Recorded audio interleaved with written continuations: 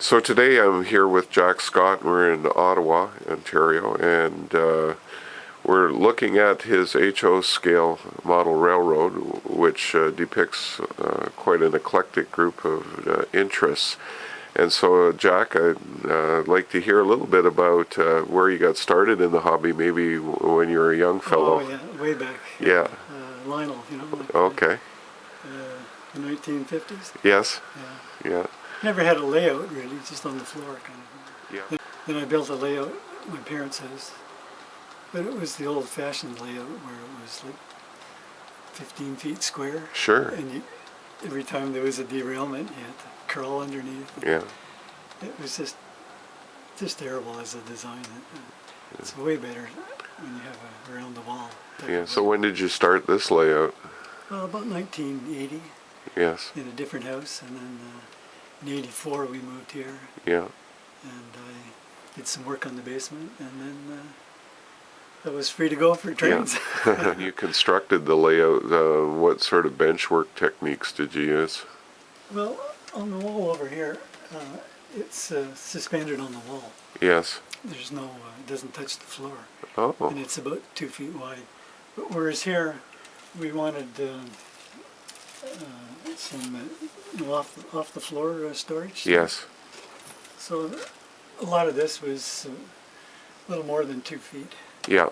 And at the end, it became too far to suspend it from the wall, so we needed the legs.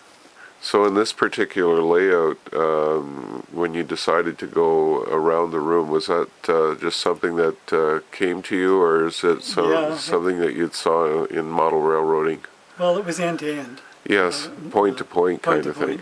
Yeah. And that got to be a problem turning. Yes. 10-car passenger trains. Yeah. So I gradually approached the wife about going through the laundry area, and I said, "Well, you won't even notice it. You can see over there the tracks go behind the laundry." And then there was a problem with the hot water heater. It was in the way of the main line. Yeah. And, well, that got changed, and then we were free to go. We've got about 250 feet of track here. Well, it's kind of interesting too. I mean, you're very lucky in the building of this house that the stairs actually come down in the middle. Yeah. Yeah, well, it's a bit of an advantage. Well, for the DIGITRAX control, I started on the infrared. Yes. Yeah. Is that what they call it? Yeah. Anyway, that was a problem with the stairs because they were in the You're blocked in the way. Yeah. So I switched to radio, and it's been good ever since. Oh, okay. So, in you're using a DIGITRAX system. Had you tried different ones, or it was just something that you started with and you decided to keep with it? I think John Mitchell might have been first. I can't quite remember. It was at the time I started. It wasn't. None of that was popular. Right. So I was pretty much on my own, and yeah. I guess Jeff TREW carried DIGITRAX, and so we got involved in that. You've been pretty satisfied with it then? Well, yeah, until you try other people's. Well, there's different systems now that seem easier to operate for new people coming in. You know? Right. It's more apparent what they do. Yeah. I noticed in you're very, very interested in passenger trains. Wasn't it great? The Rapido came out with their premier passenger train. Oh yeah, that was kind of a surprise in a way, because we've all been collecting bits and pieces for years. Yes, and, to get finally a train that matches was. Oh, it's a tremendous looking beast, isn't it? Yeah.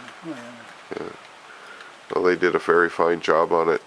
I noticed that there's a lot of structures on your layout. You built those yourself? Yeah, it's all kitbashed. Yeah. So you've taken what, Walder's buildings and that sort of thing? And some are DPMs? Yeah, some are photographs. That were, you make them into a building. Oh yes, like the ones on the back wall. There's a bit of a depth created with, I guess, just putting laminated layers of cardstock and things like that. Yeah. Well, nowadays there's a lot more Because of choices. course we have limited space in the basement, so Yeah. what is the depth of your layout typically? It looks like you can about reach 2 everywhere. feet. Yeah. I like to keep it at 2 feet. Yeah, so it's very easy to reach in and I guess handle anything that happens to go awry. Yeah. It also makes everything very visible. So I see that from the most part, when I look at your railroad, it extends from probably the steam era right up until the 1970s or about that time frame, and maybe a few other pieces into the 80s and 90s. Yeah, because we like to have steam around. Yeah, yeah. So you're not too fussed about being true to the prototype, but more... No, I started that way, but then after a while you see other people's layouts and you want what they have. And yeah, yeah. It's funny how that happens. yeah. I noticed that in the building of this railroad and all the scenery and everything, have you done that yourself or have you done that in a group? No, it's all been myself. So for the most part, you've built this whole thing on your own? Yeah, you get ideas from people, but for the most part. I get help from John when the occasion arises. Particular passions about things that you've incorporated into this particular layout? I see a lot of electronics and things like that. It must be an interest of yours. Electronics. Yeah. No, I was on the biology side, but we worked along with electrical engineers, and sure. So I got an early bug for that. Yeah. It's been a lot of fun. Yeah, so in using that skill set, what have you done in terms of the layout? I started various signaling systems. And, none of them really worked as well as the DIGITRAX one. I found that to be, once you put it in place, it stayed. There was no screw-ups, no static stuff, and problems like that. So you basically incorporated their technology? Well, not totally. I just used their, what do you call it, their system for train detection. Right. Yeah, their basic modules. Yes. The signals, I just use anyone's signals. Yes. And some I made myself. Yeah. So in the detection system, how does that work? Well, each block, there's, I have 13 blocks. And the ones that have a chance of a head-on collision, I've got about, say, 4 or 6 of those blocks are signaled, so that I can look. I mean, the layout is partially hidden in the laundry area. So if I'm running a train this way and there's one coming the other way that I can't see, well, you'll get a red signal. Okay. So one of the things I did notice in here that you've got lots of pot lights to light the layout properly. It gives it a very warm kind of look to it in what you've done. They're also, I guess, on rheostat, so you can change the time of day. Yeah. That's pretty unique. I started with fluorescents, but they were. It was hard to get the right color all the time. Yes. Out of fluorescent. Yeah. So by going to this, I guess, an incandescent type of bulb, you can get that warmish yellow look to it. Yeah. It just goes with the color of the scenery also. Yeah, it really does make it look great. I noticed that there are quite a few trees on your layout. They're all manufactured by yourself, I guess. Yeah, they're backyard variety. Yeah, so the garden. You use different floral plants and things like that, some SPIREA. Oh yeah, whatever you can get your hands on. Yeah. It's just too, you need too many trees to buy them commercially. So operationally, how do you have this set up in terms of an operation? Is it, you said initially you built it point to point. What part of the world does it represent? Well, it goes from Vancouver to Calgary. Okay. But on the layout, Calgary and Vancouver are joined. Okay, well that happens a lot in the layout room. Either that or you need a very large house. Yeah, so the trains don't have to be turned. Sure. I have a Y, but yeah, it's rare that I use it. Yeah, and so in between Vancouver and Calgary, are there other sort of waypoints along the way that you've got? Yeah, I'm not really an operator, I'm just a runner. Yeah. So we have Banff and Kamloops and Golden and Right. a few places like that. So you operate the layout by yourself most of the time then? So you like to get the big passenger train out and take it from station to station and that sort of thing? Yeah, I have several versions of the Canadian. I noticed that you also have a lot of freight and freight engines. Do you do switching? Not too much, no. Oh. No, I just like to watch the long freights go by. Oh, okay. So again, there's a few sightings, but not too many. They're just there It's not really set up for a group operating. Okay. I guess it could be. Yeah.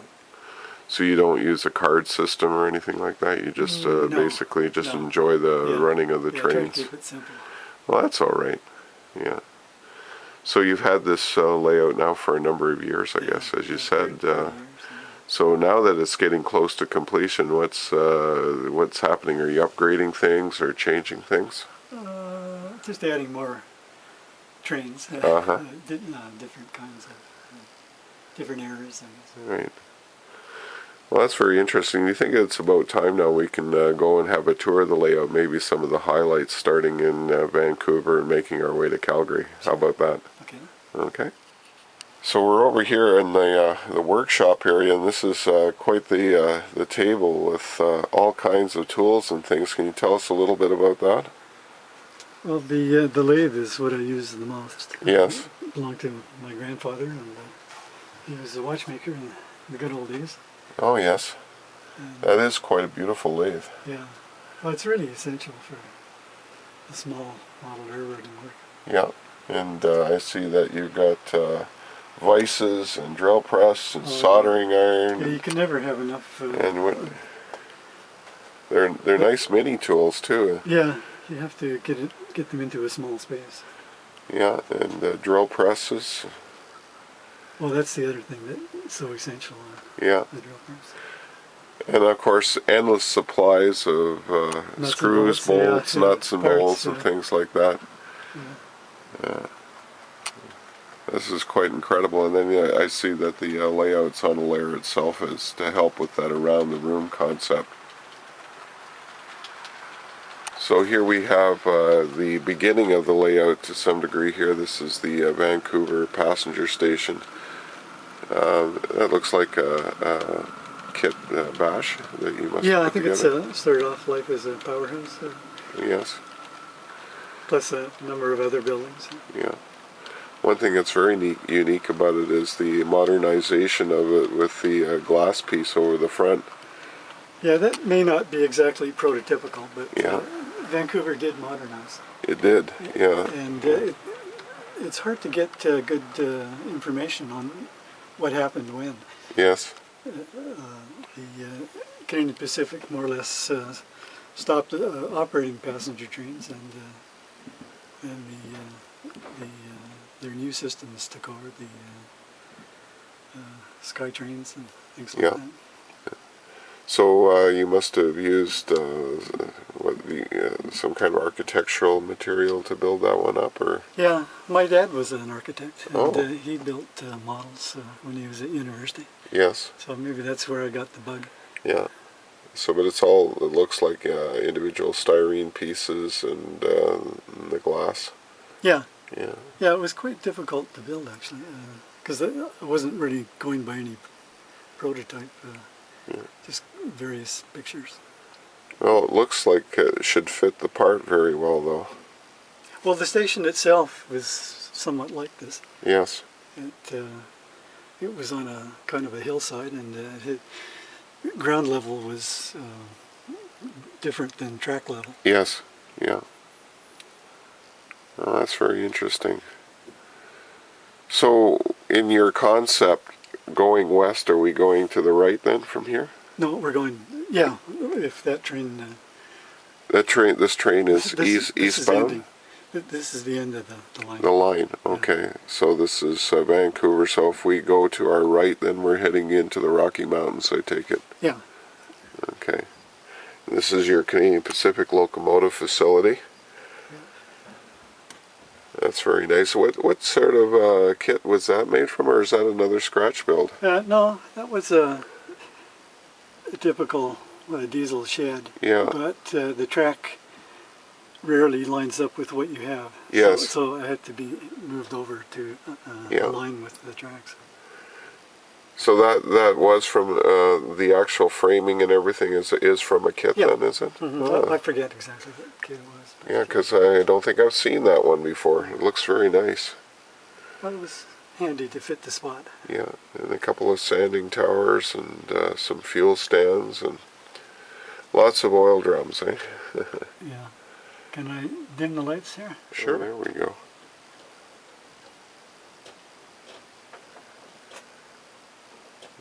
That's very nice. It's nice to see that you lit the inside of the building. That's with the new LED strip lighting. Oh, okay. So you just install the strip and then hook it up and it generates that nice light. That's very effective. We'll put the lights back on. I'll show you what it looks like.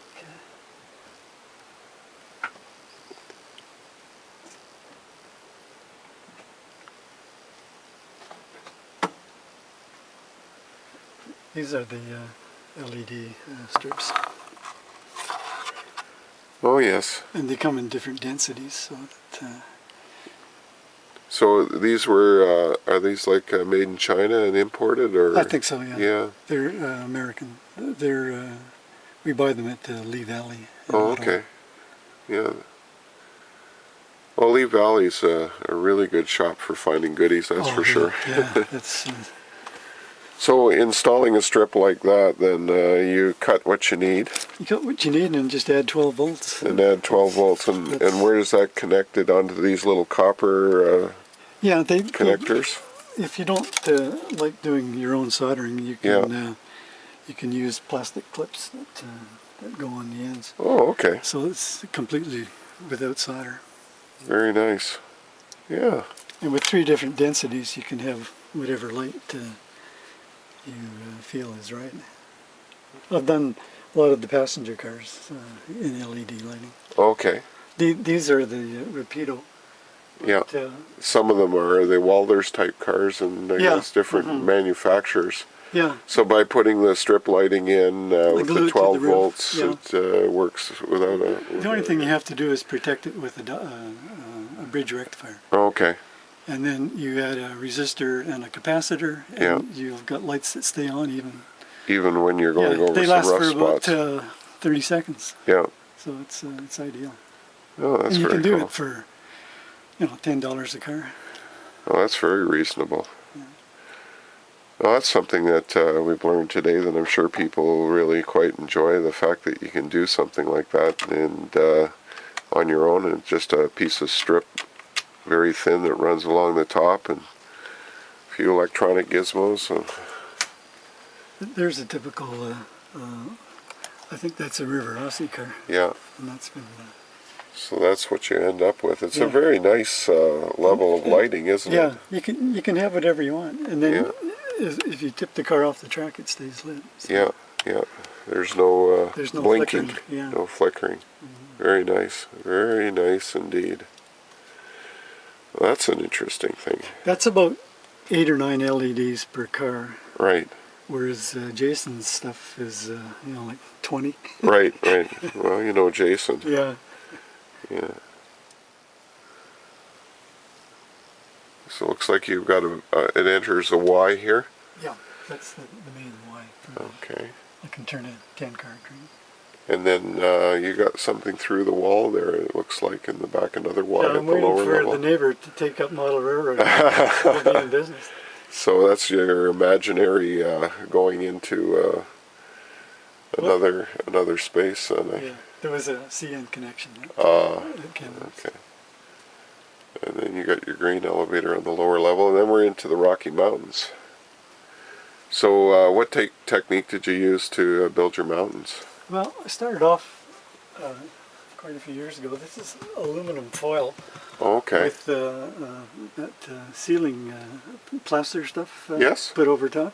Yeah. I started with a double layer of foil glued together, Yeah. and then you just put the stucco on. And underneath that, what sort of framing did you use There's with the aluminum? nothing, just Oh, it's just the aluminum itself? Yeah, as long as you use a heavy duty and a double layer. Yeah.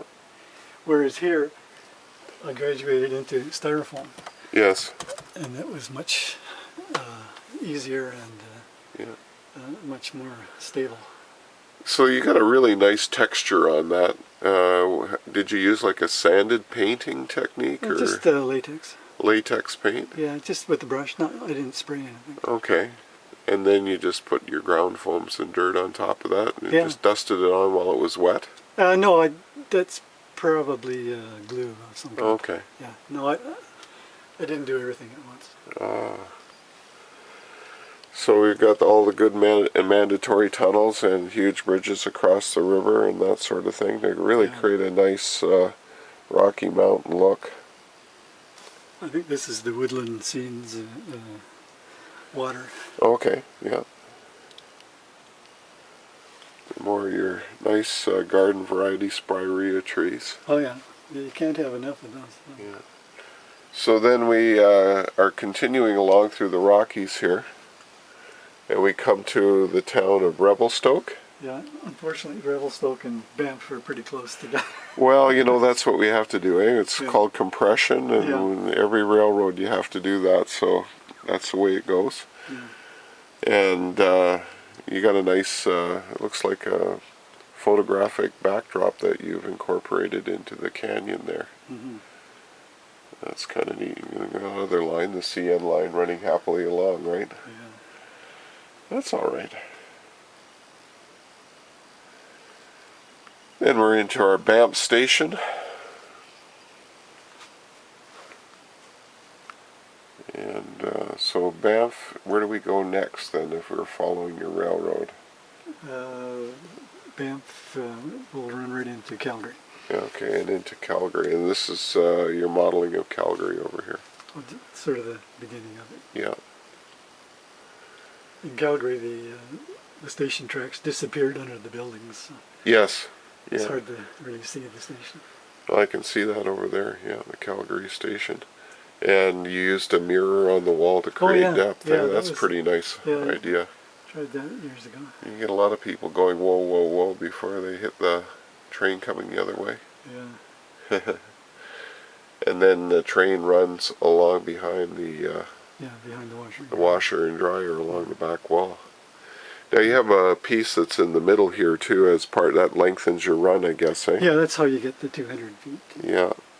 So you got quite a nice long bridge here, and it connects into another scene just on the other side of the staircase here. Mm-hmm. There's no specific area, but but it gives a nice effect. The river effect. was full of bridges. Yeah. That's very nice. This is all styrofoam.